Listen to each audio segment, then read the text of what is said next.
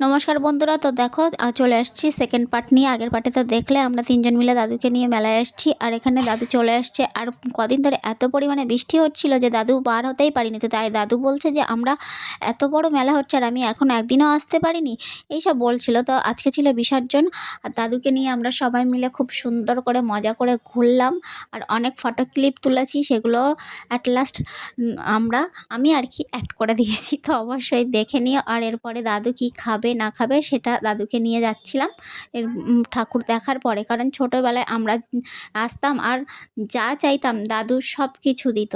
আর আজকে আমরা তিনজন মিলে ট্রাই করলাম যে দাদুর কি কি পছন্দ সেইগুলো দেওয়া।